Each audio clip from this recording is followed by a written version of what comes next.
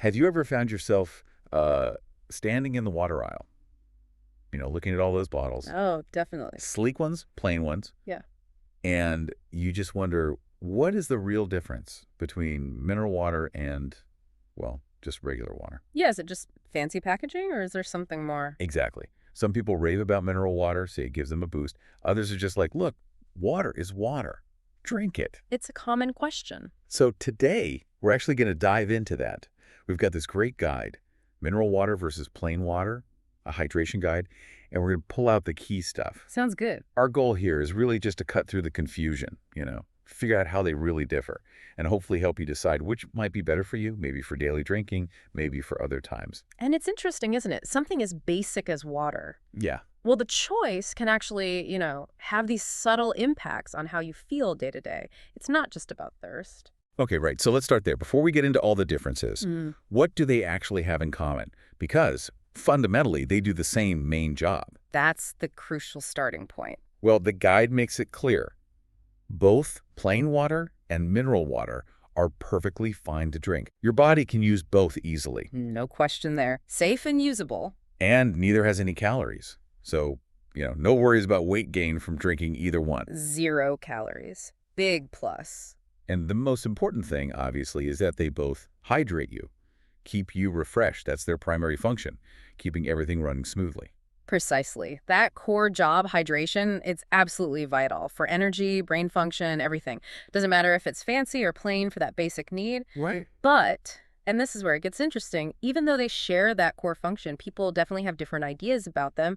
And the deep dive really starts when we look beyond just the H2O. Okay, yeah. What else are they bringing? Exactly. What else is in there, and when do those differences actually matter for your situation? So that foundation is solid. Yeah. But yeah, the labels, the sources, that's where things diverge. How they get to your glass, what's in the glass. Let's break that down. Okay, let's start with plain water, your everyday stuff. Usually tap water or maybe the purified bottled kind. The standard. Generally goes through processing, right? Mm.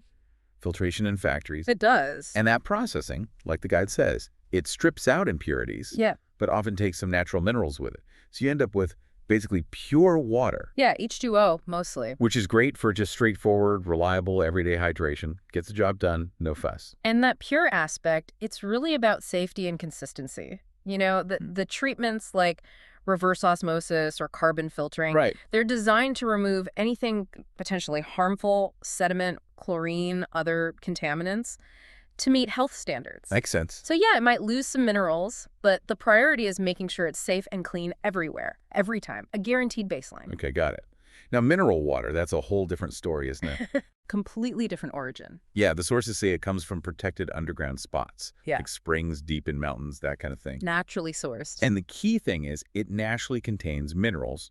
As it flows through rocks, it picks up stuff. Calcium, magnesium, sodium are common ones. Dissolved solids, basically. Gives each brand its own unique taste, too. Oh, and some brands add carbonation, the fizz. That's not always natural, right? Right, the sparkle is often added.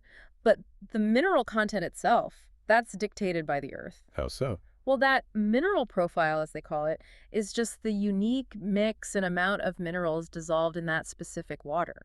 It depends entirely on the geology it passed through. Oh, okay.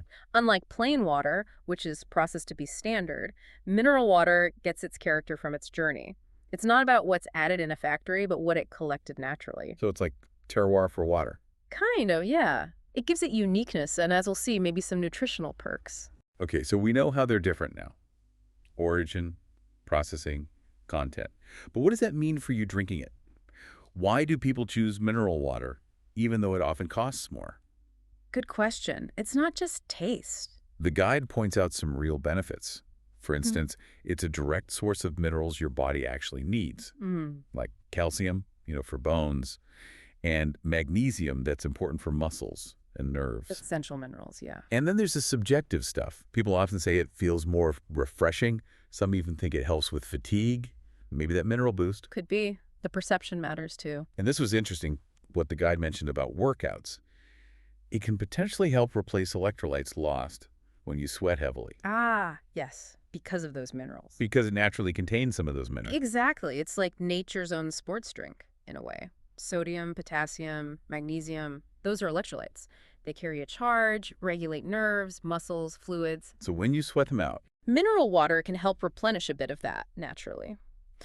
So, bigger picture, it's offering some specific, maybe small nutritional support that plain water doesn't. right? For someone wanting a natural edge for recovery, or just upping their mineral intake generally, it could be a nice little boost. But there's always a but, isn't there? Usually is. It doesn't mean you should just guzzle mineral water nonstop. There are things to watch out for. Cautions. Definitely. Moderation is key.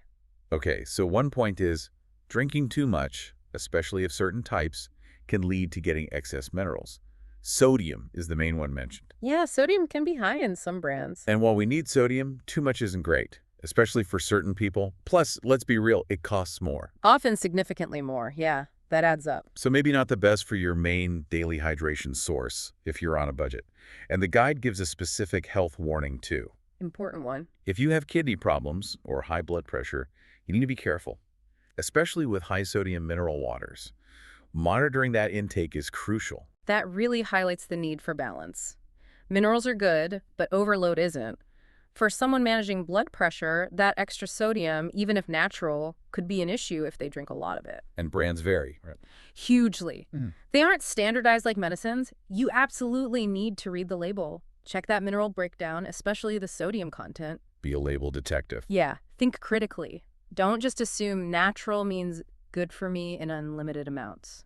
Know your own health needs and check what's actually in the bottle. Okay, that makes sense. Mm-hmm. So let's try and wrap this up. Pull it all together into some practical advice for everyone listening. Let's distill it down. Based on the guide, the recommendations seem pretty clear. For your everyday drinking, your main hydration source, plain water is the way to go. Reliable, affordable, safe. Yep. Delivers that pure hydration without complications. Mineral water. Think of it more strategically. For specific times. Right, maybe for special occasions or when you feel you could use that extra mineral kick like after a really tough workout. Or honestly, just when you want something a bit different. Enjoy the taste. Less of a daily workhorse, more of a targeted supplement or treat. Exactly. And ultimately, let's reinforce the main message here. Yeah. Whatever you choose, plain, mineral, fizzy, still. Yeah. The absolute most important thing for your health is just drinking enough water. Period. Consistency is key. Don't get analysis paralysis in the water aisle. Right. The best water is the one you'll actually drink regularly. Pick what works for you, your health, your budget, and just keep sipping. Stay hydrated. That's the real goal. Couldn't agree more. Staying hydrated is priority number one.